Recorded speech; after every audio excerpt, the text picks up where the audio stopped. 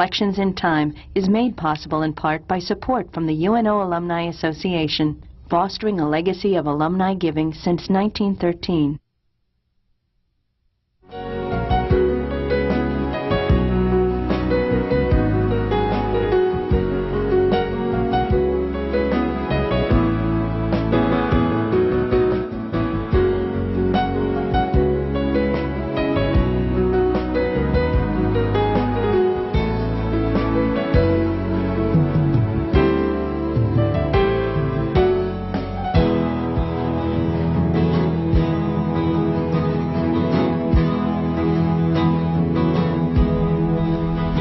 The interview series, Reflections in Time, was begun by the late Professor Paul Borghi more than 20 years ago.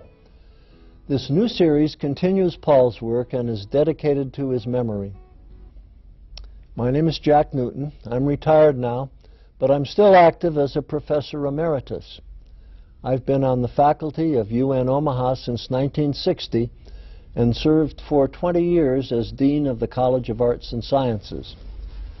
I worked closely with Professor Borghi in the development of his original interview series, and I can think of no more fitting tribute to him than to continue this work. The year is 2004, and it's a rather dreary day in November, but it's very bright and pleasant here in the studio, and I have as my guest Professor Raymond Guenther, a retired member of the Department of Physics, and you're just recently retired, aren't you? That's right, after 35 years. Well, we're very pleased to have you here today, and you have a lot to talk about with 35 years of experience. Can we begin by talking a little bit about you? I know one of the things you told me that you're always asked to explain is your German accent, so maybe we could begin with that. That's right. I'm bilingual, and my parents were immigrants from Germany. For the first 2 years of my life, I didn't know anything but German, and then But you were born here in the United States. In Chicago, yes. And then, of course, I found out that if I wanted to broaden my social life, I had to learn English, and I did. But I still speak with a German accent. But also because in 1939, my parents decided they wanted to go back to Germany. It's not always often enough appreciated that it's very difficult to be an immigrant. Well, that's a rather portentous time, 1939, just before the big war. Just months before the big war. But if people were not political, which my dad wasn't, it just seemed like a fine thing to do. In 1936, we went over there and looked good. And, 1939, my mother was so homesick, she needed to go home. And my dad, he needed to take over the farm for his father. Oh, so you did have a place to live, a place to go, and a fine place, actually, a fine place. Everything considered. But the work on the farm was extremely hard, and it was very difficult for my mother especially to adjust to being a farmer's wife, where she had to even milk cows by hand. Everything was done by hand in those days. We had horses, not tractors, and so it was a very, well, it was a big mistake for them to go back. But it seems so many decisions in life are big mistakes in retrospect. In 1946, we right away were able to come back to the United States. That is, my father and I and a brother. A third son, who was born in Germany, couldn't come back with my mother, and my mother also was not an American citizen. So we had to wait a half a year to get our mother and our third brother. So it was a hard time, and But you must have gone to school then in Germany as a child. Oh yes, I went to school, and that's one of the good things of our stay in Germany. I went to a good school, and it really set me for life. I was 14 when we came back. But my parents had done very well before the war, and it's just too bad that mother couldn't feel good about her life. Yes. Yeah. So, but then you came back to the States in 1946, I think. 46, yes, 1946. I went to high school, finished high school, And when I was 18, I joined the Marine Corps. Oh, now was that a challenge for you, coming from a German-speaking school and then to start in school here again in the States speaking English? It was, and it wasn't. They thought it would be, so they first put me into grade school for a half a year, and they right away saw that except that I had to learn a lot about English, which I could pretty fast. One learns fast if one has to. It's just remarkable how fast you learn when you're in the country. Right, and you, of course, had a background in English, too, from your earlier years. Yes, and also in school in Germany, I had English. And that's something I could learn easily because I had background. So you graduated from high school and went into the Marine Corps. That must have been about the time that there was a war going on. Oh, the Korean War, yes.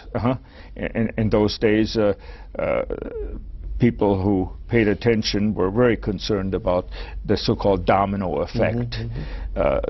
And it looked like the communists might very well win the day. So you were in a combat role in the Marines? Yes, yes, I served with the First Marine Division with the 7th Marines and with the 1st Marines actually. So I spent a year in Korea. And my brother was in the 5th Marines. Oh wow! Yeah, well,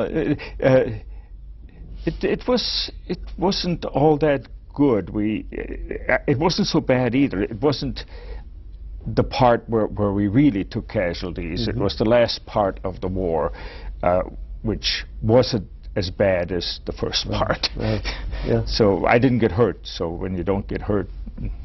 But that must have, after you got out, had some benefits for you then. Well, the GI Bill, of course. Yes. And when you're coming from a family that doesn't have the kind of money that sends their kids to college, we had to pretty much make our own way, and the GI Bill helped a great deal. The universities at that time, after the Korean War, was just full of veterans. It was neat.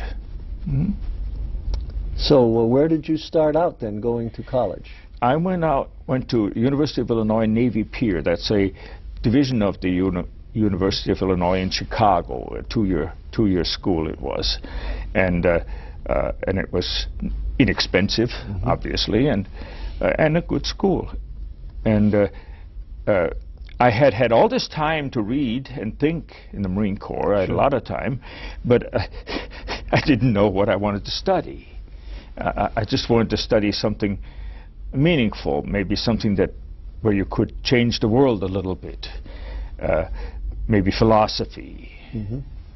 But I didn't really know what to do, so I just took hard courses. And any student who sees this, I recommend, if you don't know what to do, take challenging courses, take mathematics and take science, and clean up your language skills. And I did that. And at some point, I decided to go to Germany to study for a year. Oh, why was that? Well, then I had already decided on physics. Yeah. Oh, you decided that when you were at Illinois Navy Pier? Yes. I saw I could do the physics and like it and be challenged by it, and I found it glamorous. And for those of you who might be wondering what physics is and how anybody could like it, it's just fascinating that one can observe nature and then develop mathematical rules to describe nature. And if one is a little more mature as a student, one sees the beauty of that, and it just seduced me. And so in those days, Germany still had a halo of physics background, history. Einstein came from there, as you know, and so many others came from there. And so that seemed like a sensible thing to do. And also, it's sort of an issue of roots. When I came to America in '46, I really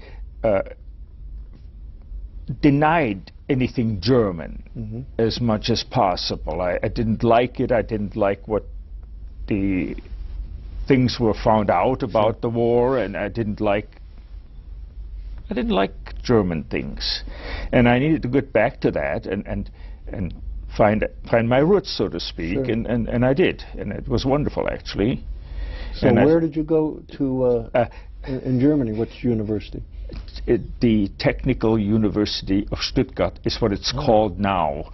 For those of you who really want to be precise, in those days it was the Technische Hochschule Stuttgart. And it was an engineering college, basically.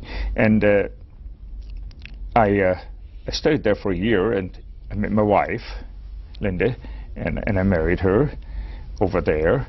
And then I needed to come back to the United States, where one can more readily get money as a student by working a little part-time and so on. And then, but you didn't graduate then from the university? No, in 1 year.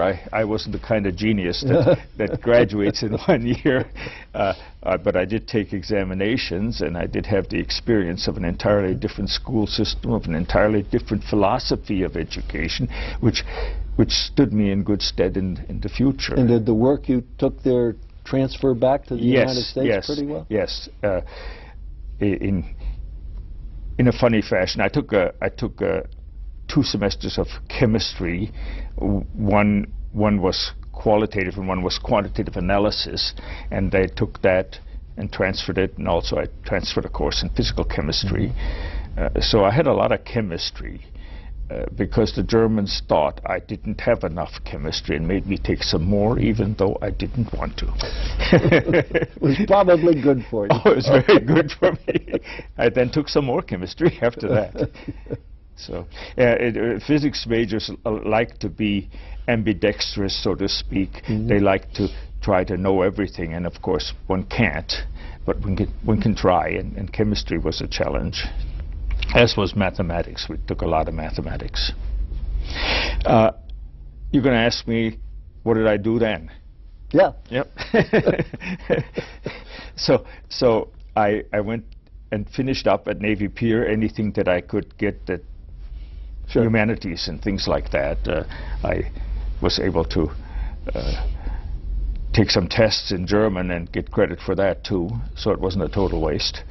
But then I went to the Illinois Institute of Technology, and I got a bachelor's degree from there, and then I got a master's degree from there, and in 1969 I got a doctorate from there. All of these in physics, I think. All of them in physics, yes. And well, how did you pick IIT as a place to go? Well, that's an interesting question. That's why I asked it. I thought it would be. Yeah. The University of Illinois in Champaign didn't want me. The University of Chicago, I don't know if they would have wanted me. Maybe they would have wanted me, maybe not. But they were an extremely liberal school then, and extremely intellectual to a degree where perhaps that wasn't quite my taste. I preferred more of a engineering university with some practical things in it. So and it was close. IIT is where I went, yes, and I liked it. I liked it a lot. I stayed there a long time. And then you graduated, as you said, in 1969 with your doctoral degree. Right. And what was your major emphasis there in your graduate work? My major emphasis was low-temperature physics. Low-temperature physics, cryogenics it's called, in those days was in its infancy. One still made most of the equipment oneself in a machine shop, and so it was a very interesting time for scientists to build their own equipment and troubleshoot it and then use it. It couldn't be bought off the shelf as now you would buy everything almost off the shelf, but we made it all ourselves, and it was very interesting. And I made some stuff that got pretty cold. I got within 50 milledegrees of absolute zero. Yeah, and of course I could go on and on with that, but I don't think you need to know all that. Well, those sorts of laboratories must be pretty expensive to build and maintain. Yes, and I did my master's thesis at Argonne National Laboratory. Okay, right there in Chicago too. Yes, yeah. and I did a second study for a doctorate for a doctorate dissertation, also at Argonne National Laboratory. But we didn't publish the results. We didn't like them. So then I started a second PhD program at Illinois Institute of Technology, and together with Dr. Weinstock there, I built a laboratory for him. And I had all that experience, and it was really a great working relationship with him and I. Then I started job interviewing, and just then the job market for physicists and for aeronautical engineers and all of that fancy folk, all was gone. It kind of collapsed. I remember that, because it was so good for us here at the university. We could hire people we could never afford to hire before. Well, exactly, and of course I interviewed lots of places, and I got several possibilities, but I really liked Omaha because of the transition from a city-owned school to a state-owned school, and the fact that there was a dynamicism in the air. Professor McMillan, our chair, he hired me, and he hired John Flocken at the same time. Let's talk about that a bit, but first let's step back a minute and let me ask you how you got interested in teaching. How did you know you wanted to be a college teacher? Ah, yes. I didn't know that either. The people at IIT thought I was mature enough to teach a course, and they let me do that. And I enjoyed it very much. In fact, I never had a job that I liked that much. I just would have done it for nothing and forever. So, but I didn't think that's what would be my life. I never intended to be a teacher. Then they were very nice to me at IIT. They always gave me advanced courses to teach, and for the master's degree, they didn't often do that. But somebody was obviously happy with me, and then they also gave me a project. They had a grant to train teachers in a certain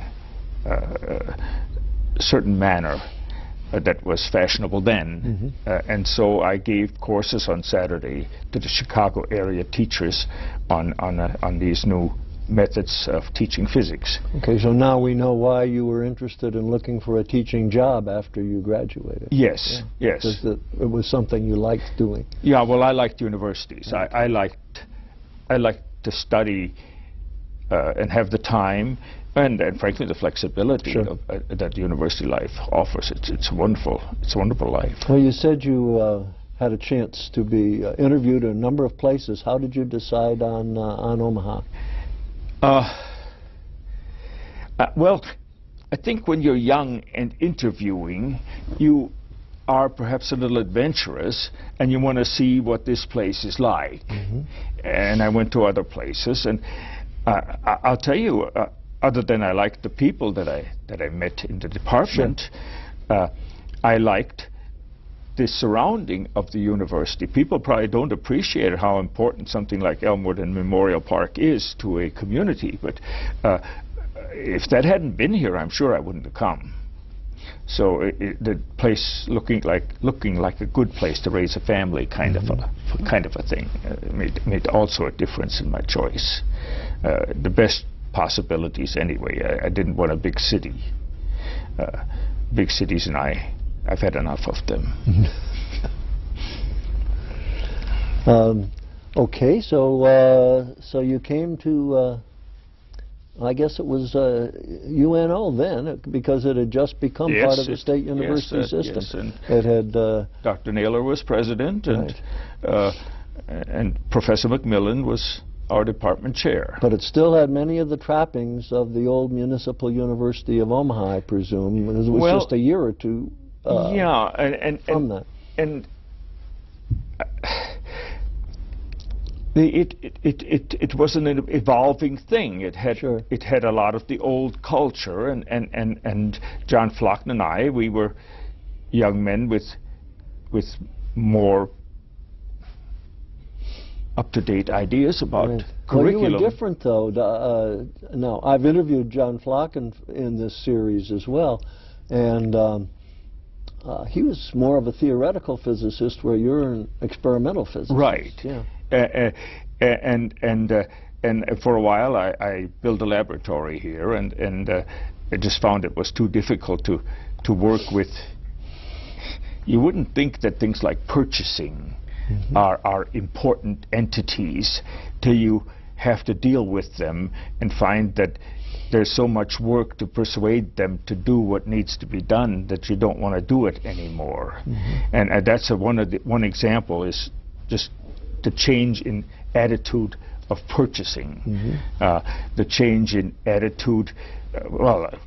This was a very frugal place before it became a state institution. Well, it had to be. Yeah. You know, it didn't have much money. I mean, Professor Macmillan, you had to authorize. He authorized stamps, and he authorized long-distance calls, one at a time. So that made it very hard here.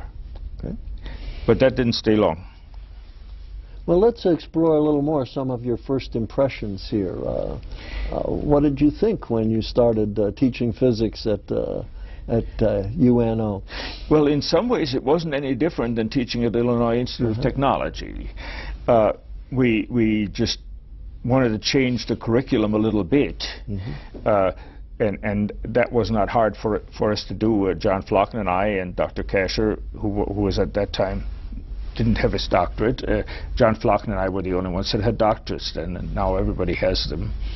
And we changed the curriculum more in line with what we were used to. He came from Lincoln and I came from Illinois Institute of Technology, and between us and then Don Schultz, also Professor Schultz, he also came from Illinois. So we really had no difficulty at all agreeing and writing a curriculum that was at that time. The freshman courses you taught, though, must have been a little different, since at IIT so many of your students were budding engineers, and here you had a more general population, didn't you?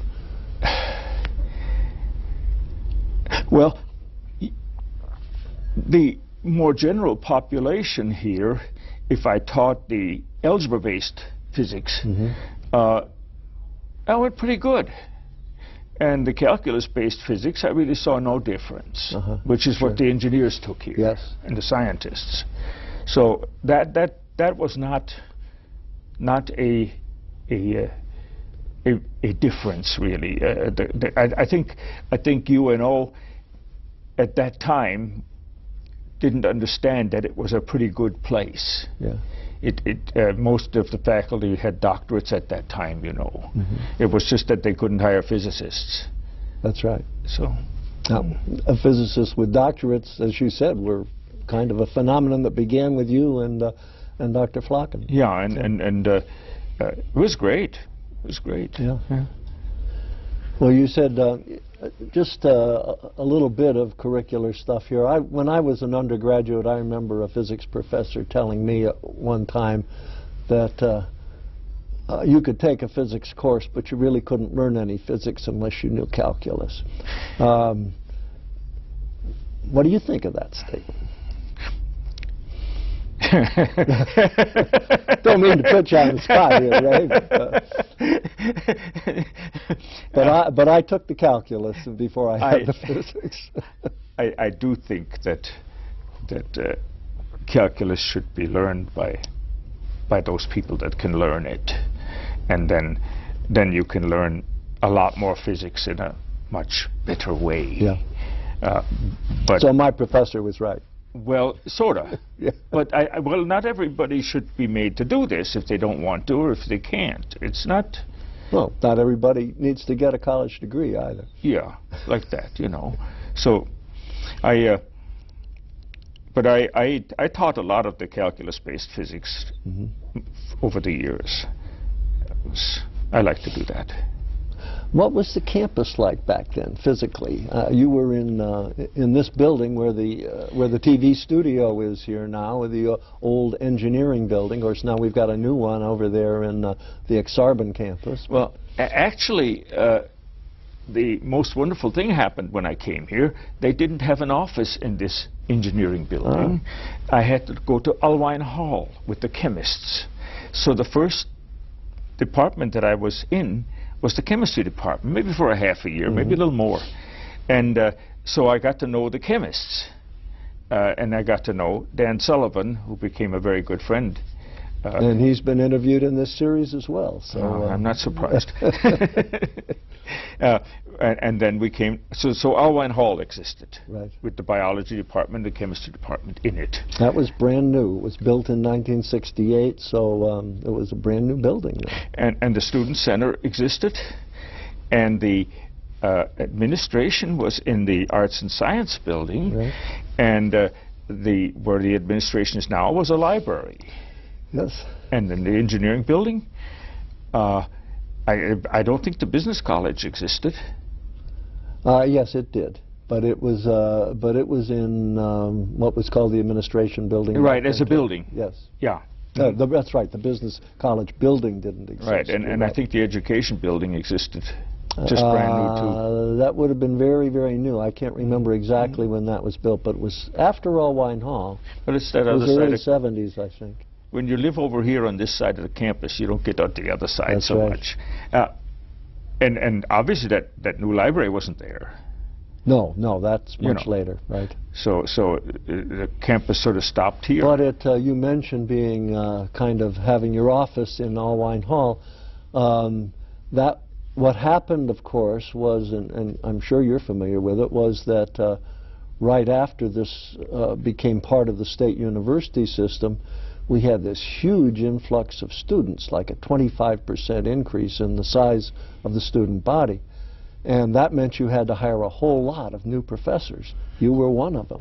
And back in 1968 and 69, we hired a lot of people, and we didn't have offices for them. Oh, is that? And so maybe you remember that one of the outcomes of this was that they built something called the Library Office Annex.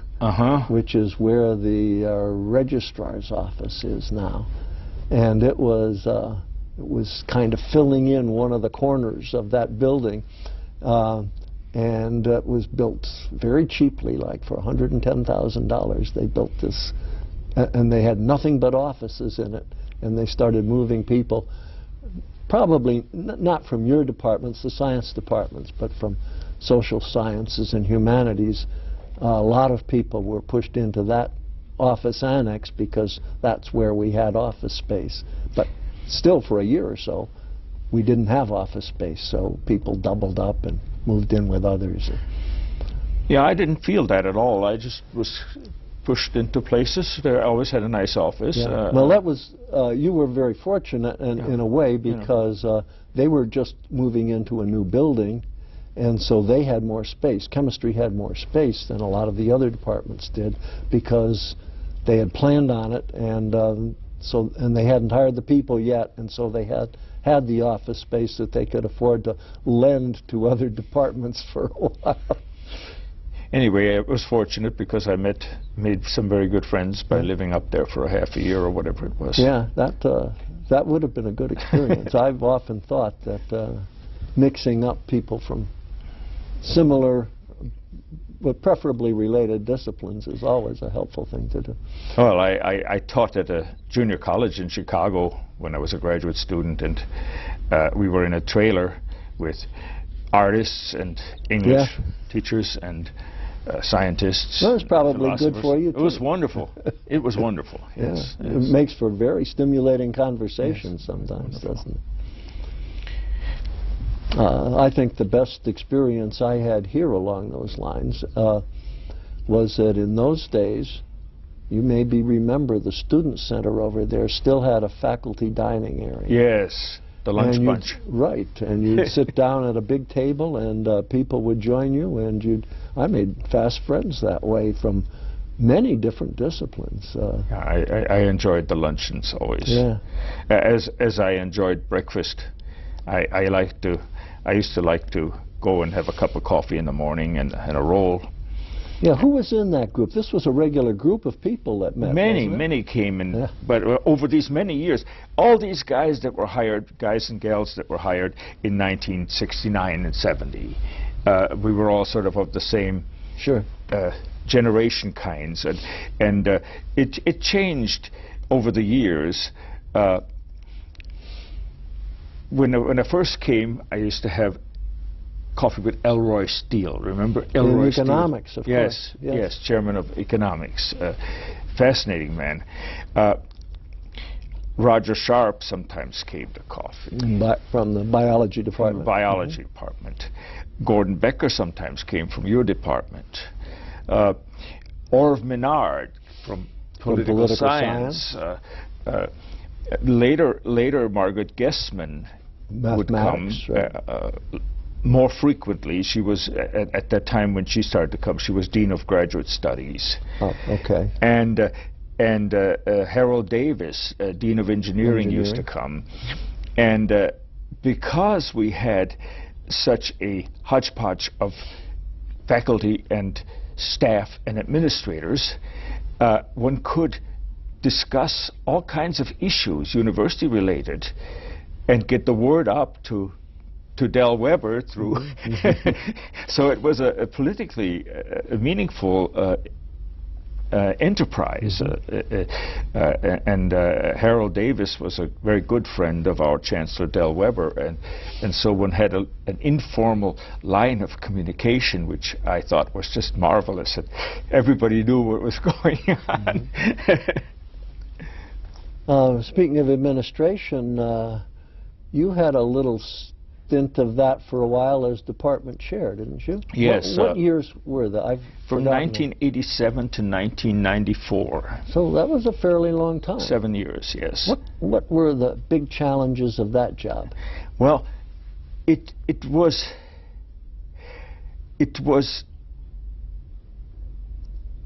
not so much the challenges as the opportunities.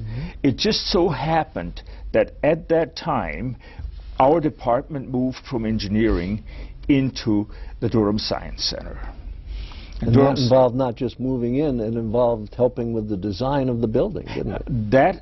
That did not involve me much. Okay. Dr. Graham and John Flocken did most of the administrative planning there, and Mr. Schmidt was the planetarium person that oversaw it, but I had relatively little to do except sit on committees, but these people really did more than that. Right. But once I had the building, I was in charge of the department. Right. And it was wonderful because our department then especially worked totally like a well-oiled machine. I mean, everybody sort of knew what needed to be done and did it. And everybody also knew what somebody didn't like to do, and we could do it for each other. So we could complement each other. Bob Graham and I, who's the present chair, we complemented each other totally, and we're totally different people. You can't believe how different we are. But if we agreed on something, then it was probably a good idea. So, but the main challenge of any unit is to have enough money to do the things it wants. And as you know, you especially know, the budgets were not very liberal. And so I began to see if I couldn't bring in a little money from the planetarium and see if I couldn't do some other outreach activities that would... Well, and you were able to come up with some research monies, too. Oh, yes. There was another beautiful timing. As you mentioned earlier, Dr. Flocken was a theoretician, and he at some point invited me to work with him on computer simulations of materials. And so we had a group, and we could apply for grant money just when Governor Orr, K. Orr, made available rather liberal sums of money to the university for research. And I was able to, with my team basically, put together a grant proposal and try and get it funded. Now you would think grant proposals are just something the best proposal wins and that's the end of the story. But it was very political. I guess... Well, necessarily so, because those funds were established kind of like seed money to begin things that would attract more money, that would establish a basis, establish the laboratories, the people, and the reputation that would then encourage other agencies to support more research. But because the role and mission of UNO was not that strongly research-oriented, Lincoln thought it should have it all, UNL and the Med Center.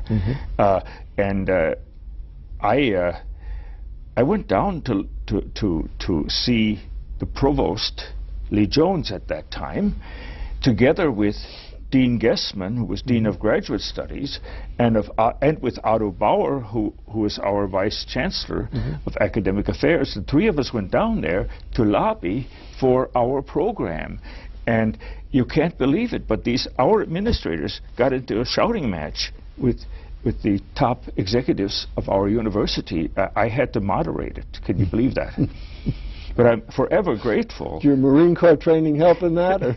Well, no, I needed to calm them down and make them, because they were so passionate about each other's position. And I'm forever grateful to those two people, Otto Bauer and Margaret Gessman, for having helped me.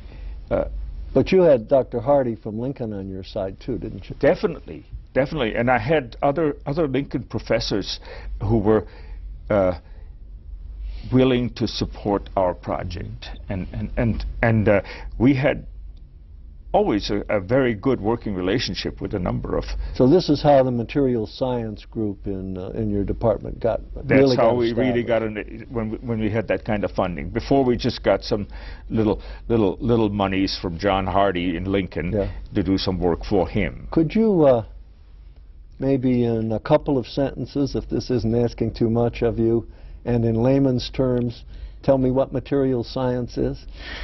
Material science is a very broad area where people design materials for a specific purpose.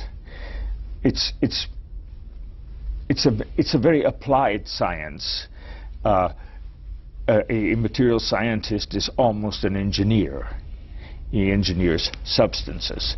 Well, we are more on the theoretical end, but we hired some real material scientists when we begin to get... I was going to ask you that. You were involved in recruiting new faculty people. Right. We built actually 3 laboratories here at UNO, and we also encroached upon chemistry. Professor Smith was hired by our group, chemist, and so we built an interdisciplinary group. Material science is interdisciplinary.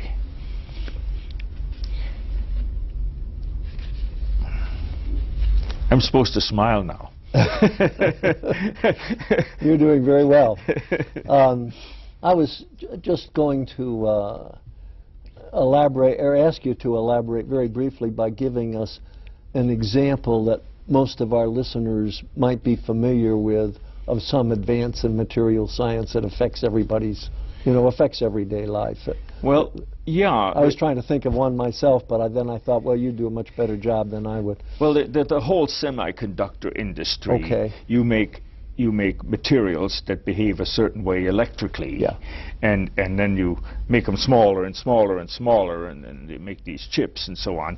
That involves also purification of materials and doping of materials. Language like that comes, and then of course for a while we had a great run on superconductivity, which is materials which have no electrical resistivity at all, and that's just still boggles my mind, but So there it is. So electricity just flows freely through these materials. Yeah, yes. And so people designing such materials are material scientists, and these materials are in some medical machines, they're now become used quite a bit. You know what's maybe also we ought to talk about, the physics department is an undergraduate department. Right. You're not offering graduate degrees, That's but right. you're doing some pretty high-powered research over there.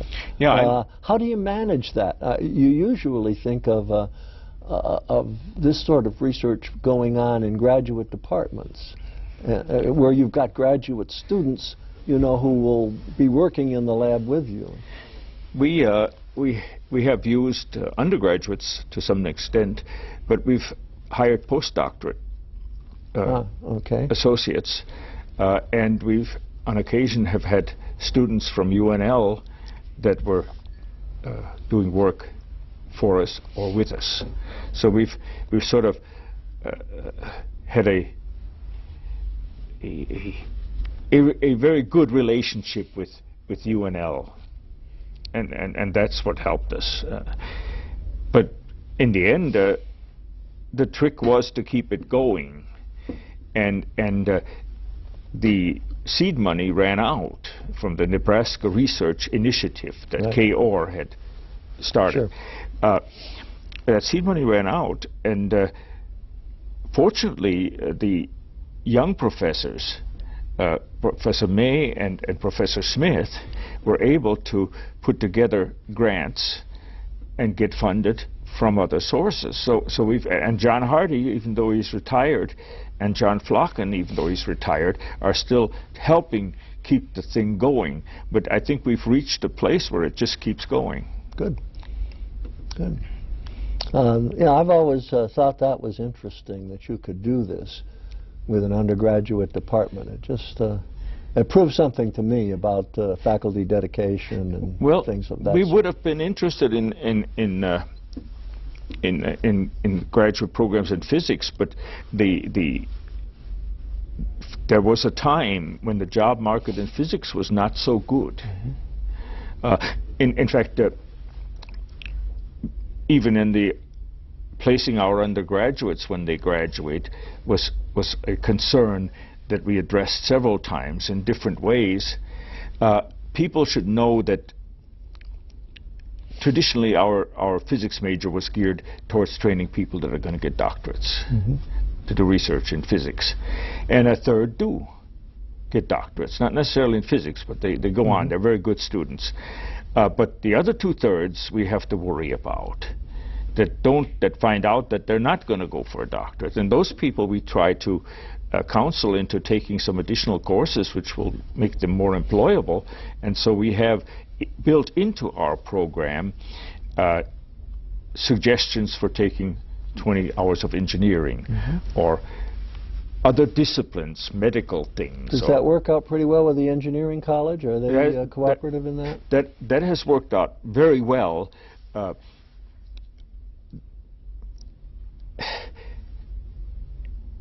At the time when this was done, there was only one complete program here in civil engineering. Yes. And so the option was only civil engineering courses. And Professor Bannock was my contact. And that's Dr. Joe Bannock. Yes, and that just always worked very, very well.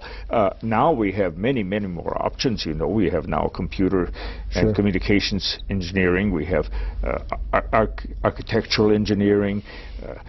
So now we can have many more options for our students. I don't know how many have availed themselves of these other options, but they're there, and the contacts are very friendly. That should be, actually, for many students, that'd be kind of fun to take a course that they could do well in, because they've got the background in physics that maybe many of the engineers don't have.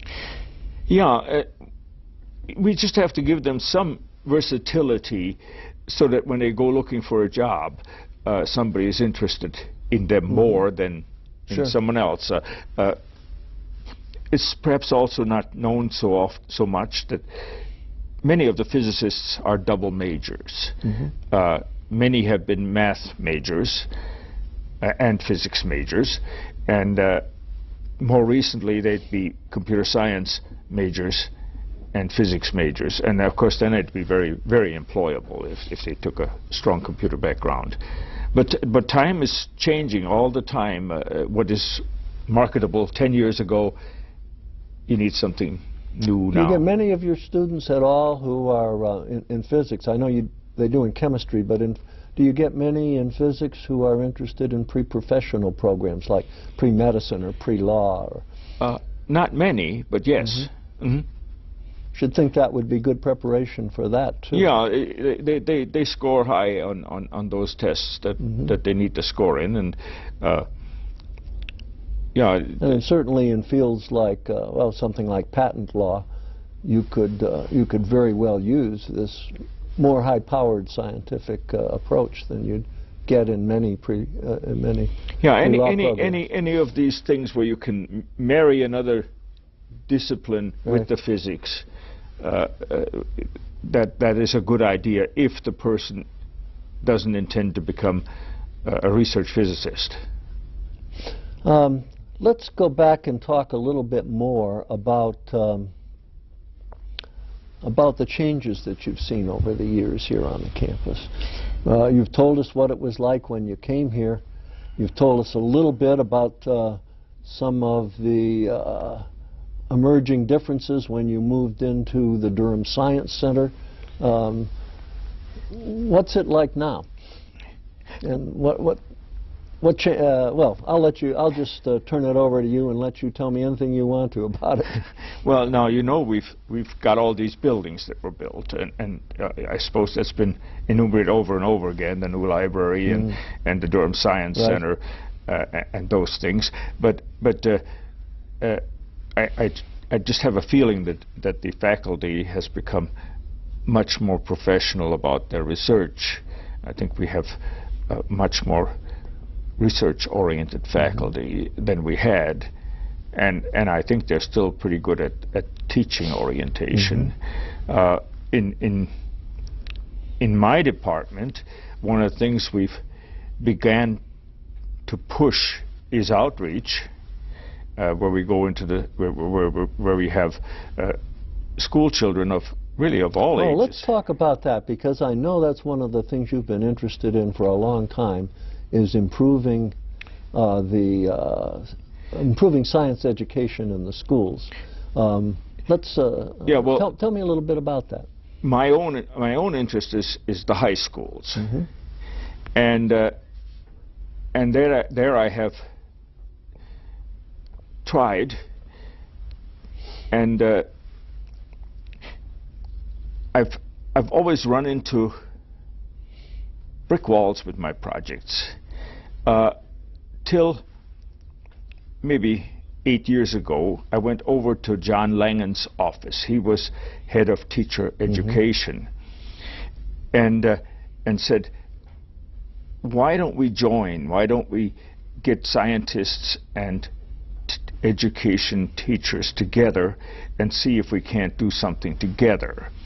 And John Langen was immediately enthusiastic, and we formed the Content Pedagogy Committee, which meets fairly regularly and has done a whole bunch of things together.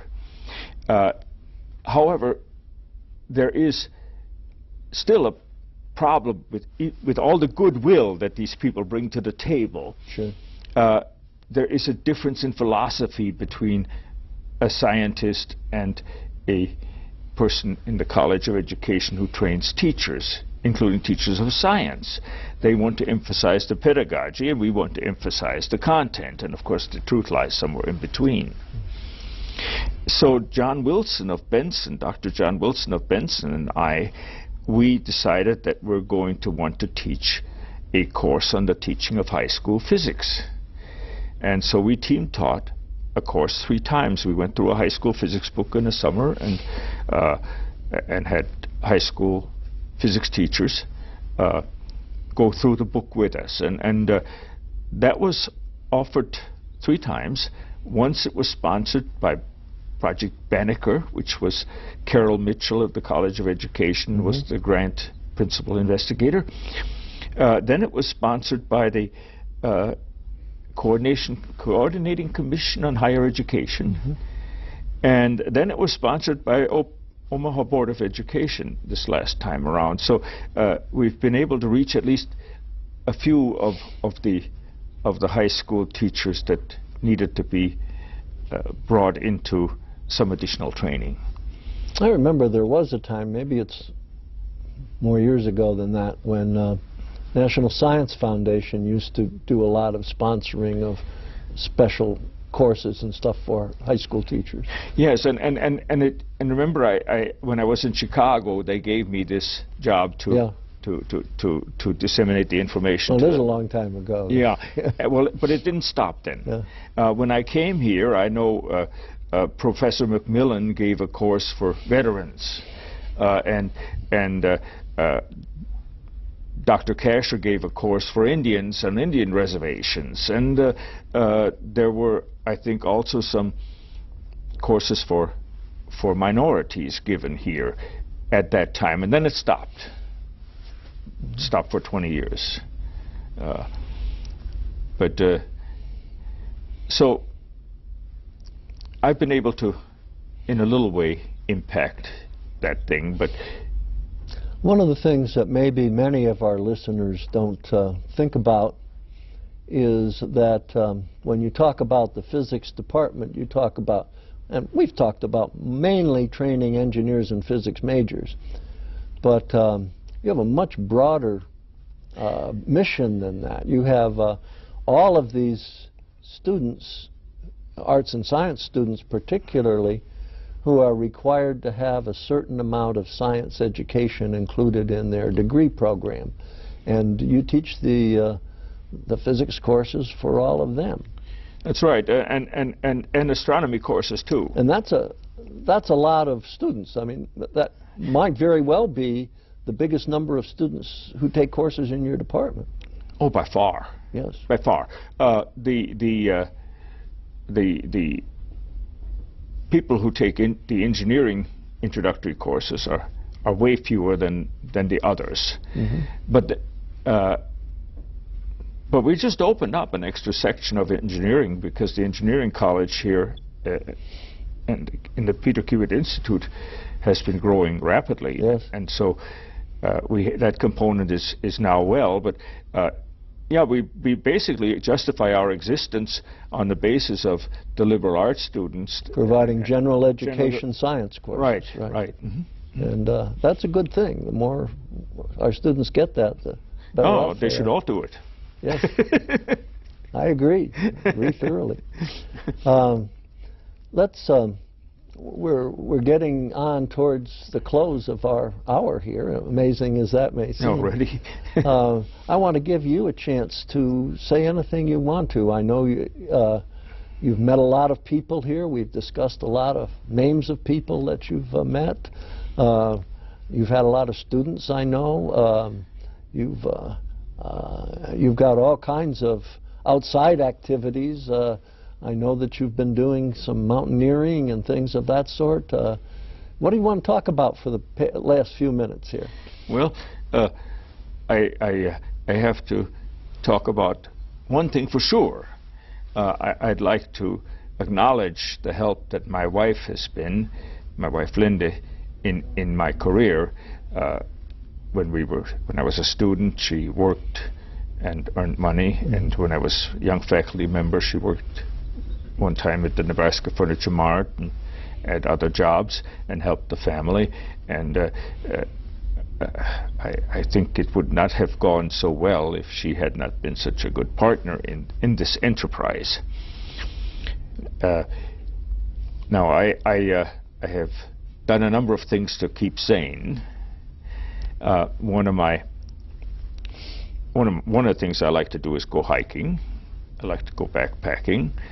I like to do adventurous things, but not too dangerous. Some would have been hiking on the Inca Trail with the Lincoln, some people from the Lincoln Outdoor Venture Center, or one time I hiked across Rocky Mountain National Park, or kayaking in the ocean by Maui, things like that. I like to do things like that, but I also play guitar and try to make a little music. I don't do it well, but I just enjoy it. What kind of guitar do you play? The instrument itself is a classic guitar, but I play it any way I want. That guitar is a folk guitar one day, and it's a jazz guitar another day, and it's a classic guitar some other day, however I feel. The little bluegrass too, maybe? Little, yeah. Yeah. So yeah. That sounds like fun. Yeah. Well, as I say, it's mainly to keep a balance in my life, and I like to do that. Then we used to go every spring break. We used to go down the Niobrara with canoes. Roger Sharp, the biologist, and Dan Sullivan, the chemist, and Jack Schroeder, the geologist. And it's really interesting to go with people who have good eyes for nature. Yes. I hiked across the Grand Canyon once, and I've always wanted to do that. It's great. I recommend it. But I was fortunate enough to have a geologist with me, and I had my two sons with me too, and they got as good a course in geology, I think, as it would be possible to get from this Bill Rogers, who you perhaps remember in the engineering college. Yes, I remember him well. Doctorate in geology. And he gave my sons a course in geology that I don't think they've ever forgotten. There's no better place to study geology than the Grand Canyon, I think. That's right. You see the whole thing laid open. So it's a great experience. I recommend it to anyone. Yeah, I've been down the Grand Canyon 3 times, but I never got across it. Well, I've gone down through. I've rafted it 4 times. So. Oh yes, yes. Okay, well, we thank you very much for joining us today, Ray. It's been fun talking with you. We've been talking today with Dr. Ray Guenther, a longtime faculty member in the UN Omaha Department of Physics, and we've been taking a look at some of the history of UN Omaha as seen through the eyes of the people who've made the history. This is Jack Newton inviting you to join us again in the series we call Reflections in Time.